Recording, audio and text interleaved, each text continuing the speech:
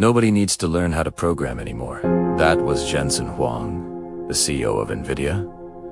Then came Devin. Then came GPT-5. Then came the layoffs. If you are watching this, you are probably terrified. You spent 4 years in university, or 6 months in a bootcamp, learning.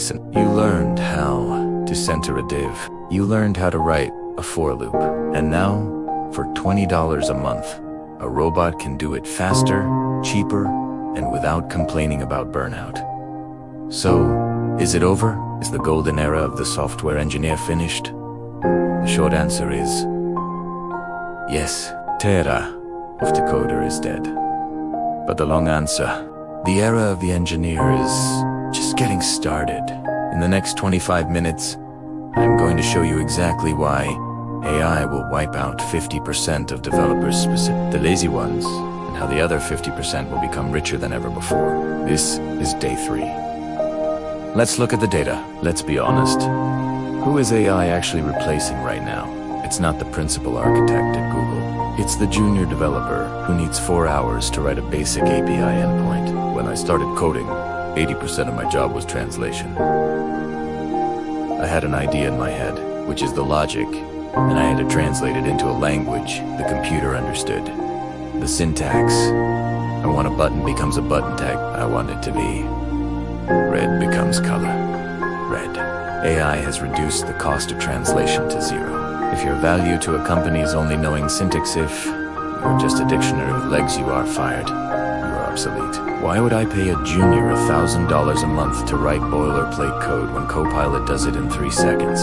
The bar to enter the industry just got raised. Before, you could get a job just by knowing HTML and CSS. Now, that's the baseline. The junior role is disappearing.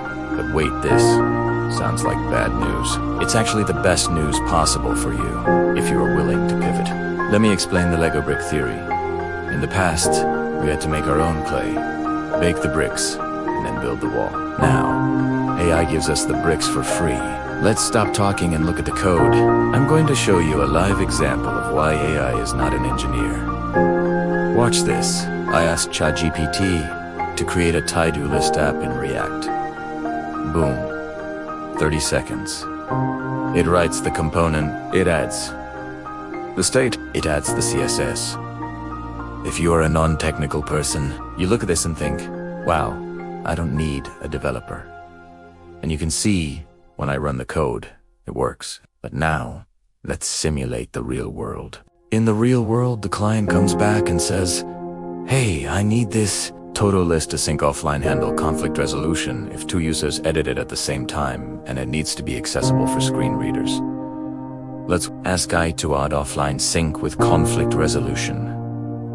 Okay, look at this code. It's hallucinating. It's trying to use local storage for a complex sync problem. It's importing a library that doesn't even exist. It just broke the entire application. This is the point. AI is a code generator, not a system architect. It can give you the Lego bricks, the components, but it doesn't know how to make the buildings stand up against an earthquake. The engineer of 2025 isn't the guy stacking bricks. The engineer is the one looking at the blueprint, deciding which bricks to use, and fixing the mess when the robot puts the window in the floor. There is an economic concept called Jevons paradox. It states, as technology increases the efficiency with which a resource is used, the total consumption of that resource increases rather than decreases. When spreadsheets like Excel came out, everyone thought, accountants are dead. Before Excel, you needed 50 accountants to do the math for one company. After Excel, one accountant could do the math of 50 people. Did accountants die? No. The number of accountants actually increased. Why? Because math became cheap, so companies started doing more math. They started modeling more complex financial scenarios. The same is happening to software. Building a website used to cost $10,000. Now it costs $500. Does this mean we need fewer developers? No. It means there will be more software. Your local bakery will have an app. Your barber will have an AI booking system. The demand for software is going to infinity.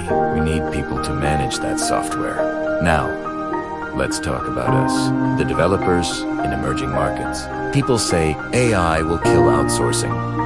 They say US companies won't hire remote devs if AI can do it. Primera visa. I think this is our leapfrog moment.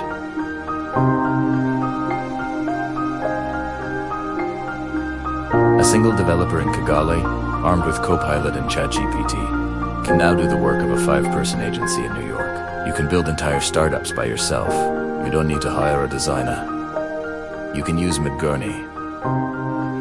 You don't need a backend team. You can use Superbis and AI. AI is the great equalizer. It removes the barrier of resources. The only limit now is your creativity and your ability to solve problems. So, if coding is dead, what should you learn? East AI-proof roadmap. First, learn systems, not syntax. Don't memorize how to write a SWOT algorithm. Memorize when to use it. Learn system design. Learn how databases talk to APIs. Learn security. Second, become a product engineer. Stop caring about the code. Start caring about the user. AI doesn't have empathy. It doesn't know if a UI feels clunky. It doesn't know if a feature solves the user's pain. If you can talk to humans, understand their problems, and use AI to build the solution, you are unbeatable. And third, learn to audit AI. Your job is now code reviewer.